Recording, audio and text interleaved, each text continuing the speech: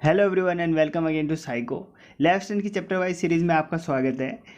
इस सीरीज में हम 11वीं की फिजिक्स को डिस्कस कर रहे थे, जो आपकी मुख्य आरएक्सी एग्जाम के लिए भी इंपॉर्टेंट है। तो पिछली वीडियो में हमने स्केलर और वेक्टर क्वांटिटी वाला चैप्टर कर दिया था।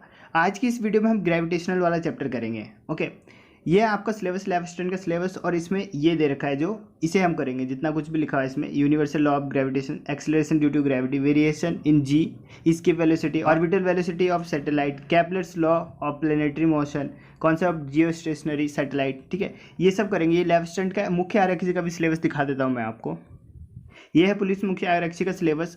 इसमें देखिए हम क्या करेंगे, केपलर लॉ ऑफ मोशन, ठीक है, acceleration due to gravity and it variation along the altitude, escape velocity, geostationary satellite. Okay, तो ये इतने टॉपिक्स हम आज की इस वीडियो में करेंगे। ठीक है, देखिए सिलेबस आपका बहुत बड़ा है, तो मैं क्या कर रहा हूँ कि मैं पहले सबसे पहले इंपॉर्टेंट चैप्टर जो मुझे इंपॉर्टेंट लग रहे हैं उनको करवा दे रहा हूँ। ठीक है, पहले इंपॉर्टेंट चैप्टर कर लेते हैं, उसके बाद जो चैप्टर बच जाएंगे उन्हें बाद में कर लेंगे। ओके, पीडीएफ आपको टेलीग्राम ग्रुप और टेलीग्राम चैनल पे मिल जाएगी, तो आप वहाँ से इसे डाउनलोड करके अपने नोट्स बना सकते हो। चैप्टर का नाम है गुरुत्वाकर्षण यानी कि ग्रेविटेशन। ओके, तो शुरू करते हैं। सबसे पहले देखते हैं केपलर का नियम। केपलर का नियम बहुत ज़्यादा इंपॉर्टेंट है आपके एग्जाम के लिए। देखिए, केपलर ने ग्रहों की गति के संबंध में 3 नियम दिए थे। ओके, तीनों नियम देख लेते हैं कौन कौन से 3 नियम है।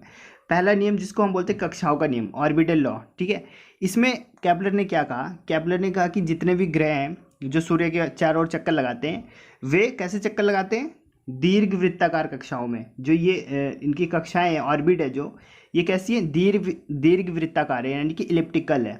इलिप्टिकल कक्षाओं में चक्कर लगाते हैं ये, इलिप्टिकल में, यानी कि दीर्घ वृत्ताकार, मतलब ये गोल नहीं है। यानी कि अगर सूर्य से हम यहाँ की दूरी देखेंगे तो ये कम है, और यहाँ देखेंगे तो ज़्यादा है। ये है दीर्घ वृत्ताकार, ठीक, मतलब गोल नहीं होता है। तो पहला नियम क्या है कि जो ग्रह हैं वो सूर्य के चारों ओर दीर्घ वृत्ताकार कक्षाओं में गति करते हैं। ओके, तथा सूर्य कक्षा के फोकस यानी कि नाभिक में स्थित होता है।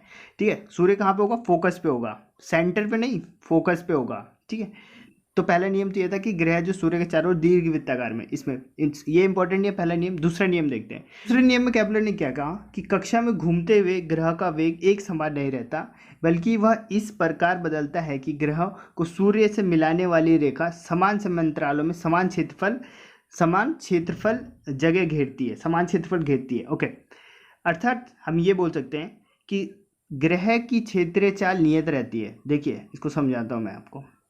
ये है सूर्य, ठीक है, मानते हैं कि ये कोई ग्रह है, यहाँ पे ग्रह पहले क्या करेगा, ई से एफ तक जाएगा डेल टी समय में। ठीक है, डेल टी समय में ई से एफ तक गया, फिर वो ए से बी गया डेल टी समय में, और डी से सी से डी गया। ठीक है, ये, और अगर हम इसको कवर कर दे, यानी कि इसका क्षेत्रफल निकाले, यहाँ ई से एफ के क्षेत्रफल निकाले और इसका क्षेत्रफल निकाले और इसका क्षेत्रफल निकाले, तो ये क्षेत्रफल आपस में क्या होंगे, बराबर होंगे। यानी कि जितने समय में उसने यहाँ इतना क्षेत्रफल कवर किया, उतने ही समय में वो इतना क्षेत्रफल कवर करेगा। यानी कि डेल टी समय में अगर उसने इतना क्षेत्रफल कवर किया, तो यहाँ पे भी वो डेल टी समय में उतना ही क्षेत्रफल कवर करेगा। ओके, यानी ये क्षेत्रफल और ये क्षेत्रफल और ये क्षेत्रफल तीनों क्या होंगे, बराबर होंगे। यानी कि जो ग्रह है उसका क्षेत्रीय चाल यानी कि क्षेत्रफल में निकाल रहे हैं, इसलिए इसको बोल रहे हैं क्षेत्रीय चाल। तो क्षेत्रीय चाल क्या होगा, इसका इक्वल होगा, किसी भी पॉइंट पे निकालेंगे इसका क्षेत्रीय चाल बराबर होगा। तो दूसरा नियम क्या बोलता है, क्षेत्रीय चाल से संबंधित, कि ग्रह का जो क्षेत्रीय चाल होता है वो क्या होता है, नियत होता है। ओके, जैसे बताया मैंने आपको, यदि ग्रह निश्चित समय अंतराल यानी डेल टी में ए से बी तक गया, ओके, फिर सी से डी और ई से एफ तक जाता है, तो क्षेत्रफल, तो ये जो क्षेत्रफल बनेगा ए एस बी, जैसे ये ई एस एफ ये वाला, ठीक है, ए एस बी ये वाला क्षेत्रफल, और डी एस सी ये क्षेत्रफल, ये तीनों क्षेत्रफल क्या होंगे, बराबर होंगे, परस्पर बराबर होते हैं। ठीक है, तो दूसरा क्या था, क्षेत्रफल का नियम, जिसमें क्या हमने देखा कि समान अंतरालों में डेल टी में जो ग्रह है वो इक्वल क्षेत्रफल कवर करता है, यानी क्षेत्रीय चाल उसकी क्या होती है, समान होती है। ये दूसरा नियम है।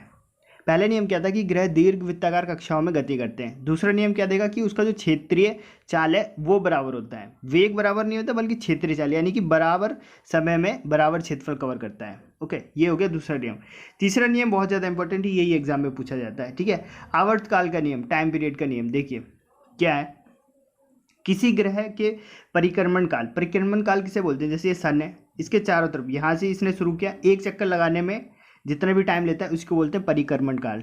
ओके, तो परिक्रमण काल का वर्ग सूर्य से उसकी माध्य दूरी के घन के अनुक्रमानुपाती होती है। ठीक है, इसको याद करने की जरूरत नहीं, आपको बस ये याद रखना है। ठीक, कि टी का square is directly proportional to R cube, ठीक है, टी का square is directly proportional to R cube, जहाँ पे टी क्या है, परिक्रमण काल। परिक्रमण काल क्या बताया मैंने आपको कि सूर्य का एक पूरा चक्कर लगाने में कितना टाइम, जैसे पृथ्वी के लिए कितना हुआ 365 दिन, ठीक है। तो ये क्या होगा, परिक्रमण काल डायरेक्टली प्रोपोर्शनल होगा किसके, उसके ग्रह की और सूर्य की दूरी, ग्रह से सूर्य की दूरी के बीच के क्यूब के, इसके डायरेक्टली प्रोपोर्शनल होगा। ओके, तो ये है थर्ड लॉ, इसी पे आते हैं क्वेश्चन, ठीक है। अब अगर हम दो ग्रह ले लेते हैं तो देखिए कैसा फॉर्मूला बनेगा। इस नियम के अनुसार दो ग्रह के परिक्रमण काल T1 और T2, जैसे दो ग्रह लिया हमने, एक का परिक्रमण काल है T1, दूसरे का है T2, तो और तथा उनकी सूर्य से दूरी कितनी है, R1 और R2, इसकी R1 है और एक की है R2 है। तो देखिए क्या होगा, अच्छा एक चीज़ तो मैंने आपको पहले भी बताया कि जब भी हम प्रोपोर्शनल का साइन हटाते हैं और उसकी जगह इक्वल का लगाते हैं तो एक कांस्टेंट भी लगाते हैं उसके साथ। हम प्रोपोर्शनल का साइन हटाएंगे यहाँ से तो ये बन जाएगा T square is equal to कि ये कांस्टेंट आ जाएगा और इसके साथ आर क्यूब तो रहेगा ही, ठीक। तो देखिए पहले ग्रह के लिए यही नियम लगाया हमने, पहला ग्रह उसका पहले ग्रह के लिए लगाते हैं तो उसका परिक्रमण काल कितना था T1, तो T1 का स्क्वायर इज इक्वल टू के R1 का क्यूब, ठीक है, ये पहला इक्वेशन हो गया। दूसरे ग्रह के लिए सेम नियम लगाएंगे तो ये हो गया। अब दोनों को डिवाइड कर देते हैं, ठीक है, तो ये हो जाएगा T1 का स्क्वायर अपॉन T2 का स्क्वायर इज इक्वल टू के से के कट जाएगा और ये आ जाएगा R1 का क्यूब अपॉन R2 का क्यूब, ठीक है, और इसी पे आएगा आपका न्यूमेरिकल। ऐसे दे देगा कि दो ग्रह हैं जिसमें एक का परिक्रमण काल 365 दिन है तथा उसकी सूर्य से दूरी कुछ दे के रखेगा इतना है, तथा दूसरे का सूर्य से दूरी इतना है, तो उसका परिक्रमण काल ज्ञात कीजिए। तो आप इसमें वैल्यू रखोगे और आंसर आ जाएगा आपका। ओके, तो ये हो गए तीन नियम केपलर के। एक बार तीनों को समराइज कर लेते हैं, ठीक है, पहला, दूसरा, तीसरा। पहला नियम क्या बोल रहा था कि जितने भी ग्रह हैं वो सूर्य के चारों ओर कैसे गति करते हैं, दीर्घ वृत्ताकार में, ठीक है, इलिप्टिकल गति करते हैं, ठीक है, मतलब गोल नहीं घूमते, इलिप्टिकल, ठीक। दूसरा नियम क्या बोला था कि उनके क्षेत्रीय वेग समान होते हैं, क्षेत्रीय चाल समान होते हैं, यानी कि डेल टी समय में जितना क्षेत्रफल कवर करेगा उतना ही डेल टी समय में नेक्स्ट वाला क्षेत्रफल भी उतने में कवर होगा, नेक्स्ट वाला भी उतने में कवर होगा, यानी कि क्षेत्रफल क्या होगा, बराबर बराबर होता है, ठीक है। मान के चलिए 5 सेकंड में उसने किया 50 मीटर स्क्वायर क्षेत्रफल कवर, तो अगले 5 सेकंड में भी वो इतने ही करेगा, ठीक है, तो क्षेत्रफल क्या होगा, बराबर होगा, ठीक। तीसरा नियम था T square is directly proportional to R cube, ठीक है, यानी कि जो उसका परिक्रमण काल है उसका वर्ग समानुपाती होता है उन दोनों के बीच के दूरी के घन के, यानी कि क्यूब के, ठीक। ये तीन नियम हो गए, बस, ज़्यादा कुछ नहीं किया केपलर के नियम। और देखिए आपको स्मार्ट स्टडी करना है, मतलब कि आपको ये पूरा रट के नहीं जाना है, थ्योरी नहीं रटना है, आपके पास तो MCQ आएगा, यानी आपको बस समझते जाना है, समझ लोगे बस, वहाँ पे आपके पास ऑप्शन होगा, ना कि आपको वहाँ डिराइव करके बताना है। 5 नंबर का क्वेश्चन नहीं आएगा कि आप 2 पेज भर के आओगे, वहाँ पे क्वेश्चन होगा, उसके 4 ऑप्शन होंगे, आपने अगर समझ रखा होगा तो सही ऑप्शन पे टिक करके आ जाओगे। ओके, तो यही बोल रहा हूँ कि आपको बस समझते जाना है, ठीक है, ऐसा मैं सोच रहा हूँ कि आपको पूरा याद करना है। ओके, आगे न्यूटन का सार्वत्रिक गुरुत्वाकर्षण नियम, यानी कि यूनिवर्सल ग्रेविटेशन लॉ, ये मैं आपको ऑलरेडी करवा चुका हूँ 9th में ग्रेविटी वाले चैप्टर में, ठीक है, तो इसे फटाफट बता देता हूँ मैं आपको, ठीक। 2 नियमों से बनता है ये। न्यूटन ने क्या बोला कि अगर कोई दो वस्तु है, एक का द्रव्यमान m1 है और एक का द्रव्यमान m2 है, और इन दोनों के बीच की दूरी कितनी है, r है, तो न्यूटन ने क्या बोला कि इन दोनों पर एक बल कार्य करता है जो इन दोनों के द्रव्यमान के गुणनफल के समानुपाती होता है, ठीक है, ये लिख दिया हमने इक्वेशन फॉर्म में कि इन पे एक बल कार्य करता है जो इन दोनों के द्रव्यमान यानी m1 और m2 के गुणनफल यानी कि इनटू के समानुपाती होता है, यानी डायरेक्टली प्रोपोर्शनल होता है। और दूसरा क्या बोला, तथा वह बल इन दोनों के बीच की दूरी r, इसके क्या होगा, वर्ग के व्युत्क्रमानुपाती होता है, यानी कि इसके स्क्वायर के इनडायरेक्टली प्रोपोर्शनल होता है। ये 2 नियम बोला न्यूटन ने। फिर इन दोनों को मिला देते हैं, इन दोनों को मिलाते हैं तो क्या बनेगा, F is directly proportional to m1 m2 upon r square. फिर मैंने जैसे बताया कि इसको हटाएंगे प्रोपोर्शन का, तो यहाँ पे क्या आएगा, इक्वल का साइन लगाएंगे और क्या आ जाएगा इसके साथ, एक कांस्टेंट। तो यहाँ पे कांस्टेंट क्या आता है, कैपिटल G, ठीक है, कैपिटल G आता है। तो ये फॉर्मूला बन जाता है, यही है न्यूटन का सार्वत्रिक गुरुत्वाकर्षण नियम, यानी कि यूनिवर्सल ग्रेविटेशनल लॉ, ठीक है। F is equal to G m1 m2 upon r square. Okay, अब जब 12th में हम पढ़ेंगे तो वहाँ पे आ जाएगा कुलाम का नियम आ जाएगा, और वहाँ पे वो m1 की जगह q1 q2 रख देगा, बस, बाकी सेम ही रहेगा, ठीक है। तो वो आगे डिस्कस करेंगे। यहाँ पे ग्रेविटी डिस्कस करते हैं, ठीक। तो ये है हमारा गुरुत्वाकर्षण का, और ये F क्या है, गुरुत्वाकर्षण बल है, ठीक है, गुरुत्वाकर्षण बल है, ग्रेविटेशनल फोर्स है ये। ओके, जी क्या है यहाँ पे, नियतांक यानी कि कांस्टेंट है। इसे गुरुत्वाकर्षण सार्वत्रिक नियतांक यानी कि यूनिवर्सल ग्रेविटेशनल कांस्टेंट ये बोलते हैं इसको। अब ये आपसे पूछा जाता है कि जी का विमेय सूत्र, ठीक है, ये बता रखा है मैंने पहली वीडियो जो आई थी, ठीक है, डायमेंशन वाली वीडियो, उसमें मैंने आपको बता ही दिया था सबके 50+ मैंने आपको बताए हैं, सबके वीमाई बताए हैं, डायमेंशन बताए हैं, और उन्हीं में से भिड़ेगा तो 50 तो याद कर ही लेना, ठीक है। उसमें मैंने ये भी बोला था जी का विमेय सूत्र बहुत ज़्यादा इंपॉर्टेंट है आपके एग्जाम के लिए, तो इसे तो जरूरी कर लेना, ठीक है। क्या होता है, m⁻1 l⁻3 और t⁻², m⁻−1 l⁻3 और t⁻², ये होता है आपका जी का मात्रक क्या होता है निकाल लेते हैं फॉर्मूले में, ठीक है। सब कुछ आपको रटना नहीं है। आप देखिए क्या था formula, F = G m1 m2/r², ये था। और हमें निकालना किसका है, जी का, तो जी को यहीं रखेंगे, बाकी सब उधर भेज देते हैं। तो जी को यहीं रखा, F के पास चल गया r² और m1 m2 नीचे आ गया, ठीक है। अब सबके मात्रक रख देते हैं। फोर्स का क्या होता है न्यूटन, और ये क्या है दूरी का हो गया मीटर, और स्क्वायर का होता है मीटर², न्यूटन मीटर² पर, ये क्या है केजी, और 2 kg तो kg², तो ये बन गया न्यूटन मीटर² पर kg², कुछ भी रटने की जरूरत नहीं, न्यूटन मीटर² पर kg², ठीक है। ये हो गया इसका मात्रक। और जी का मान तो आपको पता होना चाहिए 6.67 × 10⁻11, ये याद रखना -11 होता है। यहाँ पे बहुत बार हम कंफ्यूज हो जाते हैं कि माइनस आता है कि प्लस आता है, तो -11 न्यूटन मीटर² पर kg²। एक पॉइंट और यहाँ पे नोट करना कि जो ये मान है जी का मान, जो किसने कैलकुलेट किया था, किस वैज्ञानिक ने किया था, तो हेनरी कैवेंडिश ने, ठीक है। हेनरी कैवेंडिश नाम के एक वैज्ञानिक थे, उन्होंने जी का मान सर्वप्रथम कैलकुलेट किया था। ये जो है 6.67 × 10⁻11, ये किसने कैलकुलेट किया, हेनरी कैवेंडिश ने, ठीक। तो ये हो गया यूनिवर्सल ग्रेविटेशनल लॉ। अब आगे देखते हैं पृथ्वी का गुरुत्व त्वरण, ठीक है, एक्सीलरेशन ड्यू टू ग्रेविटी वाला टॉपिक देखते हैं। देखिए सबसे पहले हम ग्रेविटी के बारे में समझते हैं, यानी कि गुरुत्व क्या होता है, ग्रेविटी होता क्या है। ग्रेविटी क्या है, ग्रेविटी वह बल है जिससे पृथ्वी किसी वस्तु को अपने केंद्र की ओर आकर्षित करती है। हम कुछ भी ऊपर फेंकते हैं तो पृथ्वी पे आके गिरती है, ये किसके वजह से होता है, ग्रेविटी की वजह से। ग्रेविटी क्या है, एक बल है जो क्या करता है, सभी वस्तुओं को पृथ्वी के केंद्र की तरफ आकर्षित करता है, ये वह ग्रेविटी आपको समझ में आ गया, ठीक है। अब आप इमेजिन कीजिए कि आपने किसी चीज़ को ऊपर फेंका, ठीक है, किसी बॉल को आपने ऊपर फेंका, ठीक है, तो वो कुछ समय बाद नीचे को आएगी, ठीक है। जब वो नीचे आएगी तो उसमें एक रफ्तार होगा, एक एक्सीलरेशन होगा। ये एक्सीलरेशन उसमें आया कैसे आया, उसमें मोटर तो लगा हुआ नहीं है, वो किसकी वजह से हुआ, ये ग्रेविटी की वजह से हुआ, क्योंकि पृथ्वी उसको अपने केंद्र की तरफ खींच रहा है। तो जब वो केंद्र की तरफ खींच रहा है तो उसमें एक त्वरण उत्पन्न हो गया, एक्सीलरेशन आ गया, ठीक है। इसी त्वरण को क्या बोलते हैं, गुरुत्वीय त्वरण, यानी कि ग्रेविटेशनल एक्सीलरेशन, ठीक है। इसी को क्या बोलते हैं, ग्रेविटेशनल एक्सीलरेशन। ओके अब आगे देखिए। और ग्रेविटेशनल एक्सीलरेशन यानी गुरुत्वीय त्वरण को किससे प्रदर्शित करते हैं, तो स्मॉल जी से प्रदर्शित करते हैं, ठीक है। ऐसे हम 9th में भी पढ़ के आ चुके हैं डिटेल में, इसलिए मैं यहाँ पे शॉर्ट में बता रहा हूँ, ठीक। आगे देखिए, जी तथा जी में संबंध, कैपिटल जी और स्मॉल जी में संबंध, ठीक है। ये डिराइव करके कुछ भी नहीं बता रहा हूँ मैं, डिराइव करने के लिए, क्योंकि नहीं आएगा, आप में डायरेक्ट फार्मूला याद रखना है। ये फॉर्मूला ये ऑलरेडी बता भी चुका हूँ मैं। देखिए क्या होता है, स्मॉल जी बराबर कैपिटल जी me/re का स्क्वायर, ठीक है। me मतलब क्या हुआ, अर्थ का मास, ठीक है, पृथ्वी का द्रव्यमान। re का मतलब कि पृथ्वी की त्रिज्या, ठीक है। इसलिए ई जहाँ पे लिखूंगा तो समझ लेना अर्थ की बात हो रही है, पृथ्वी की बात हो रही है। तो ये होता है इन दोनों में संबंध, और यहाँ से न्यूमेरिकल आ सकता है, न्यूमेरिकल और कॉन्सेप्ट भी बनता है यहाँ से विभिन्न प्रकार के कॉन्सेप्ट बनेंगे जो मैं अभी आपको बताऊंगा, ठीक है। देखिए ये आपको याद रखना है, स्मॉल जी बराबर कैपिटल जी me/r², ठीक है, ये आपको याद रखना है। अब नेक्स्ट टॉपिक देखते हैं, बहुत ज़्यादा इंपॉर्टेंट है, फॉरेस्टर के एग्जाम में हर शिफ्ट में यहाँ से एक क्वेश्चन आया था, ठीक है। पेपर उठा के देखना, हर शिफ्ट में आपको एक क्वेश्चन मिल जाएगा। जी के मान में परिवर्तन, जो स्मॉल जी है इसके मान में क्या परिवर्तन होगा, ठीक है। तो इसमें मैं आपको कुछ भी डिराइव नहीं कर रहा हूँ, कोई भी आपको चित्र बनाने की जरूरत नहीं, मैं आपको 3 पॉइंट बता रहा हूँ, ये 3 पॉइंट आपको याद कर लेना है, ठीक है, बस 3 पॉइंट। पहला पॉइंट, जब हम पृथ्वी, यहाँ हेडिंग डाल लेना, पहला पॉइंट है कि पृथ्वी से ऊपर ले जाने पे जी का मान क्या होगा। जब हम किसी वस्तु को पृथ्वी से ऊपर ले जाएंगे, पृथ्वी की सतह है ये, पृथ्वी की सतह से ऊपर ले जाएंगे तो जी का मान क्या होगा, घटेगा, ठीक है, माइनस का साइन बना रहा है यानी घटेगा, ठीक।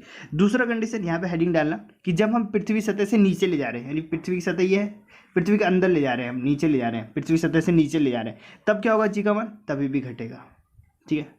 और तीसरा कंडीशन क्या है कि जब हम नीचे ले जाते कहाँ पहुँच गए, सेंटर पे पहुँच गए, पृथ्वी के केंद्र पे पहुँच गए, तब क्या होगा जी का मान, तब जी का मान हो जाएगा 0, ठीक है। ठीक, एक बार फिर से देखिए, फर्स्ट कंडीशन है कि जब हम किसी वस्तु को पृथ्वी सतह से ऊपर ले जा रहे हैं, पृथ्वी की सतह से ऊपर ले जा रहे हैं, तब क्या होगा, तो जी का मान क्या होगा, घटेगा। पृथ्वी सतह से नीचे यानी पृथ्वी के अंदर ले जा रहे हैं, तभी भी क्या होगा, जी का मान घटेगा। पृथ्वी की सतह में नीचे ले जाते हम सेंटर पे पहुंच गए, केंद्र पे पहुंच गए, पृथ्वी के केंद्र पे पहुंच गए, तो वहां पे जी का मान क्या हो जाएगा, 0 हो जाएगा। ठीक है, एक तो ये तीनों कंडीशन आपको याद रखना है। दूसरा वो पूछता है, जी के सारे क्वेश्चन करवा देता हूँ यहाँ पे, देखिए दूसरा इस टाइप का क्वेश्चन पूछा जाता है, वो पोल वाला और भूमध्य रेखा वाला, यानी ध्रुव वाला और इक्वेटर वाला। ठीक है, कि कहाँ पे जी का मान ज़्यादा होता है। तो जैसे कि हमें पता है कि हमारी पृथ्वी ना बिल्कुल गोल नहीं है, ये ध्रुवों से चपटी है, यहाँ से क्या है, ध्रुव से चपटी है। चपटी है इसका मतलब अगर मैं ये वाली रेडियस निकालूं तो कम आएगी एज कम्पेयर टू ये वाली रेडियस, इधर वाली रेडियस। ठीक है, ये वाली रेडियस ज़्यादा आएगी, ये वाली रेडियस कम आएगी, है ना। और हमने अभी क्या देखा कि G is equal to G M upon R E का स्क्वायर, यानी कि अगर रेडियस ज़्यादा होगी तो जी का मान कम होगा। ये याद रखना, रेडियस ज़्यादा होगा तो जी का मान कम होगा। तो जब हम ध्रुव पे देख रहे हैं, ध्रुव की दूरी ये है, यहाँ पे क्या होगा, कम होगा, और ये देखिए ये ज़्यादा होगा। तो ज़्यादा कहाँ हो रहा है, इधर इक्वेटर पे ज़्यादा हो रहा है, भूमध्य रेखा पे ज़्यादा हो रहा है। भूमध्य रेखा पे ज़्यादा हो रहा है, इसका मतलब क्या होगा, यहाँ पे जी का मान कम होगा। भूमध्य रेखा पे जी का मान क्या होता है, कम होता है। और पोल्स यानी कि ध्रुवों पे जी का मान क्या होता है, ज़्यादा होता है। ठीक है, ये भी याद रखना, यहाँ से भी क्वेश्चन बनते हैं।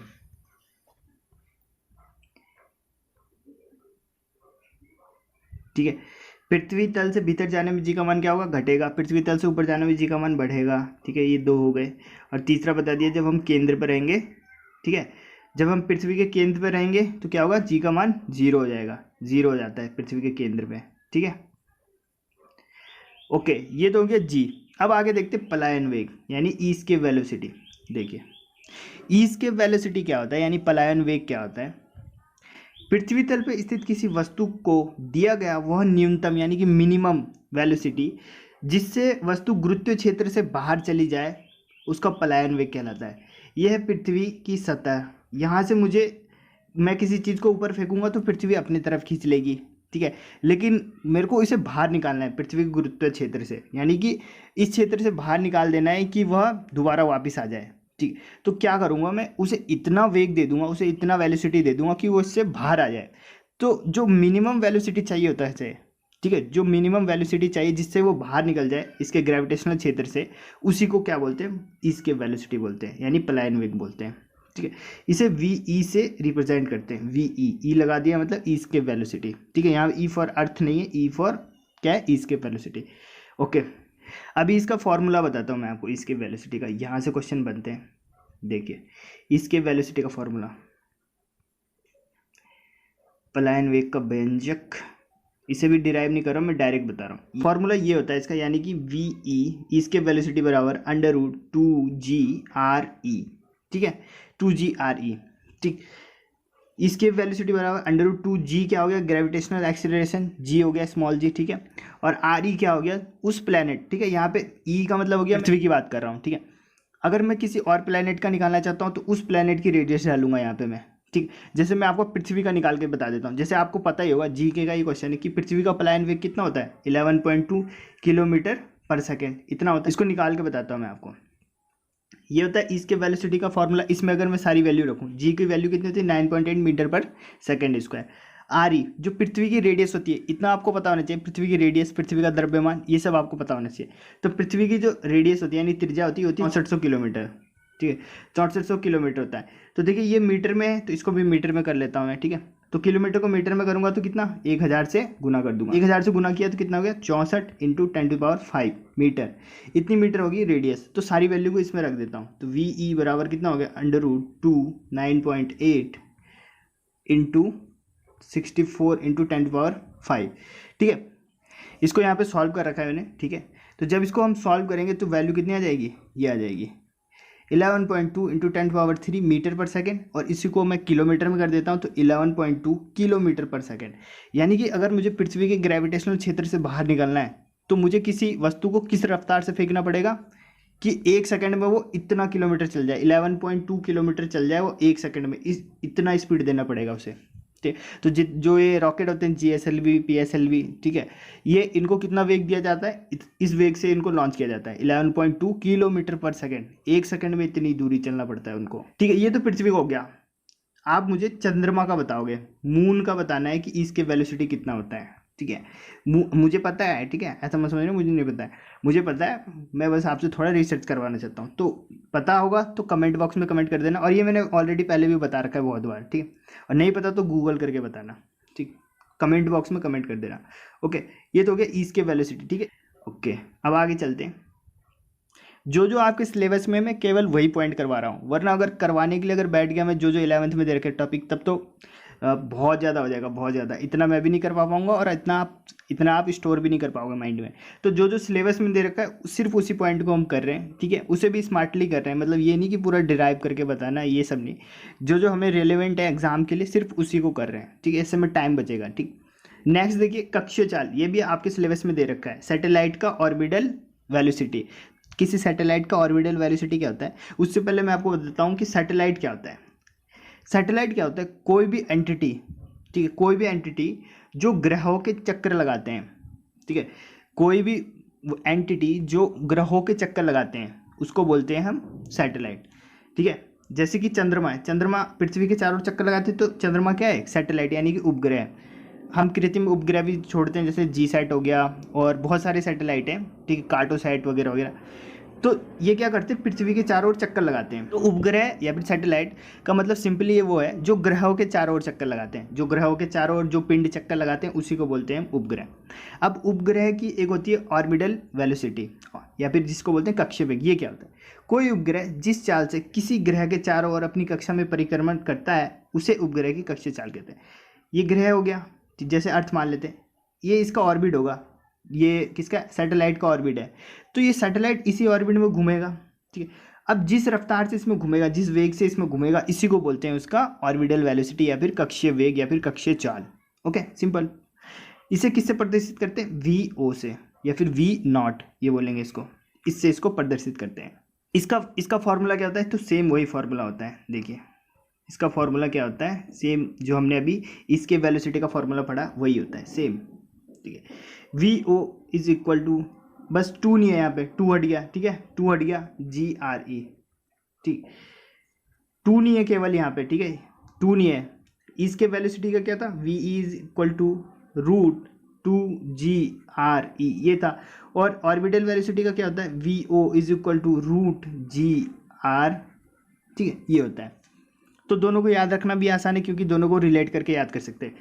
तो ऑर्बिटल वेलोसिटी का फॉर्मूला ये हो गया। तो इस पे आपके न्यूमेरिकल बन सकते हैं, किसी सैटेलाइट का दे देगा, वो सैटेलाइट का दे देगा कि उससे दूरी इतनी है, दूरी इतनी यानी कि रेडियस दे देगा, और जी की वैल्यू आपको पता है, इसमें वैल्यू रखोगे तो उसका ऑर्बिटल वेलोसिटी आ जाएगा, ठीक है। तो ऑर्बिटल वेलोसिटी भी हो गया। अब आगे चलते हैं। अब आपको यहाँ पे एक चीज़ नोट करना है, देखिए जो हमारा ऑर्बिटल वेलोसिटी का फॉर्मूला है वो है V O is equal to √g_r_e। तो इस फॉर्मूले में आपको कहीं पे भी m नहीं दिख रहा है, m यानी कि मास नहीं दिख रहा है, द्रव्यमान नहीं दिख रहा है। द्रव्यमान नहीं दिख रहा है तो इसका मतलब क्या हुआ, तो इसका मतलब देखिए किसी उपग्रह की कक्षीय चाल के व्यंजक में द्रव्यमान नहीं आता, ठीक है, नहीं है। अतः उपग्रह की कक्षीय चाल उपग्रह के द्रव्यमान पर निर्भर नहीं करता है। द्रव्यमान पर निर्भर नहीं करता है, इसका मतलब क्या हुआ कि अगर ये पृथ्वी है इससे समान हाइट पे, जैसे कि मान के चलते हैं कि 3600 किलोमीटर की हाइट पे एक सैटेलाइट है, इसका जो द्रव्यमान है वो है 500 kg, और सेम इसी हाइट पे एक और सैटेलाइट है जिसका है द्रव्यमान 5 लाख kg, मान लेते हैं 5 लाख kg है, ठीक है। तो इन दोनों का द्रव्यमान अलग अलग है, फिर भी जो इनका ऑर्बिटल वेलोसिटी यानी कक्षीय चाल है वो समान होगा, ठीक है। समान क्यों होगा, क्योंकि ऑर्बिटल वेलोसिटी तो द्रव्यमान पर निर्भर ही नहीं कर रही है, द्रव्यमान पर निर्भर नहीं कर रही है। इसका मतलब क्या हो गया कि द्रव्यमान चाहे कितना भी हो पर हाइट सेम होनी चाहिए, ठीक है, ऊंचाई सेम होनी चाहिए, पृथ्वी से ऊंचाई सेम होनी चाहिए, तो उनका कक्षीय चाल क्या होगा, समान होगा। तो इस क्वेश्चन को आपको एग्जाम में घुमा के दिया जा सकता है, ठीक है, तो इसे आपको नोट कर लेना है, ठीक। अब आगे देखते हैं। अब देखिए सैटेलाइट दो प्रकार के होते हैं, दो प्रकार के सैटेलाइट होते हैं। एक होता है भू स्थिर सैटेलाइट जिसको बोलते हैं जियो स्टेशनरी सैटेलाइट, भू स्थिर उपग्रह यानी कि जियो स्टेशनरी सैटेलाइट। जियो स्टेशनरी सैटेलाइट क्या होता है, यह कृत्रिम उपग्रह होते हैं, कृत्रिम यानी कि इंसान ने बनाया है, ठीक है, और पृथ्वी पर खड़े प्रेक्षक को सदैव स्थिर प्रतीत होते हैं। देखिए आपको इजी लैंग्वेज में बता देता हूँ मैं, ये अर्थ है, अर्थ की सरफेस पे ये एक पॉइंट है, यहाँ पे चलिए कोई खड़ा इंसान है, अगर भू स्थिर सैटेलाइट यहाँ पे भू स्थिर सैटेलाइट यहाँ पे, तो ये हमेशा इसके सीध में ही रहेगा। यानी इसका मतलब क्या, सीध में रहेगा, इसका मतलब क्या हुआ, पृथ्वी तो घूम रही है, तो पृथ्वी घूम रही है तो ये तो इधर आ जाना चाहिए, मतलब ये पॉइंट यहाँ आएगा और ये यहाँ पे रहेगा, ऐसा हो जाना चाहिए। लेकिन ऐसा नहीं होता, क्यों? क्योंकि ये पृथ्वी के साथ साथ ही घूमती है। यानी अगर पृथ्वी एक चक्कर 24 घंटे में लगाती है तो ये भी एक चक्कर 24 घंटे में लगाएगी, ठीक है। तो इसलिए हमें ये बिल्कुल स्थिर मिलेगा, यानी जिस पॉइंट पे हम आज देखा हमने 10 घंटे बाद भी देखेंगे तो उसी पॉइंट पे रहेगा।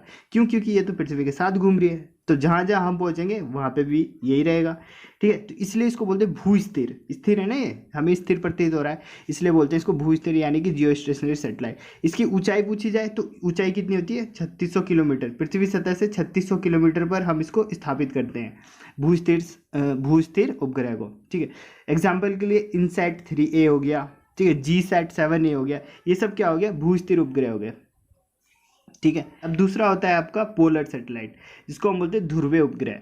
ध्रुवीय उपग्रह क्या होता है, देखिए इसको पोलर उपग्रह बोलते हैं, क्यों है, एक पोल यहाँ पे होता है, एक पोल, तो ये पोल के अनुदिश गति करता है, ऐसे में पोल के अनुदिश गति करता है, पोल से नॉर्थ पोल से साउथ पोल, साउथ पोल से नॉर्थ पोल, ऐसे पोल के अनुदिश गति करता है, इसलिए इसको बोलते हैं पोलर सैटेलाइट। और ये 12 घंटे में एक चक्कर लगा लेता है, 12 घंटे में एक चक्कर लगा लेता है, यानी कि हमें स्थिर नहीं मिलेगा, ठीक है। 12 घंटे में यानी कि दिन में 2 बार चक्कर लगाएगा, 24 घंटे में 2 बार चक्कर लगा लेता है। तो ध्रुवीय सैटेलाइट वो होते हैं जो पोल के अनुदिश चक्कर लगाते हैं, ठीक है।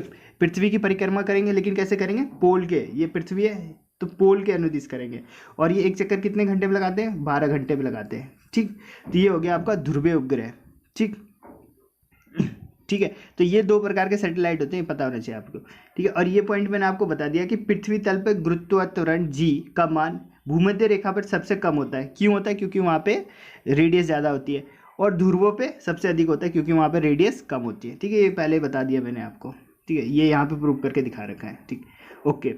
तो इसी के साथ आपका ये चैप्टर खत्म हो गया। चैप्टर को मैंने बहुत शॉर्ट में पढ़ाया, शॉर्ट का मतलब ये नहीं कि मैंने आप इंपॉर्टेंट पार्ट छोड़ दिया, सब कुछ मैंने इंपॉर्टेंट पढ़ाया, और उतना ही पढ़ाया जितना आपके एग्जाम में आएगा, उससे फालतू नहीं पढ़ाया मैंने। उसको कैसे डिराइव किया, कैसे बना, ये सब आपको जानने की जरूरत नहीं है, और ना ही ये आपके एग्जाम में पूछा जाएगा, ठीक है। फॉर्मूले को ढंग से याद रखना है, फॉर्मूले को याद रखना है अच्छे से, ठीक है। और उस पर कॉन्सेप्ट जो मैंने जैसे बताया आपको कि ये बढ़ेगा तो ये घटेगा, वो सब याद रखना है, ठीक है। तो इसी के साथ ये चैप्टर भी आपका खत्म होता है, ठीक है। कमेंट के माध्यम से आप बताएं कि वीडियो आपको कैसे लगी। अगर वीडियो से आपने कुछ सीखा तो इस वीडियो को लाइक करें। मिलते हैं नेक्स्ट वीडियो में। जय हिंद।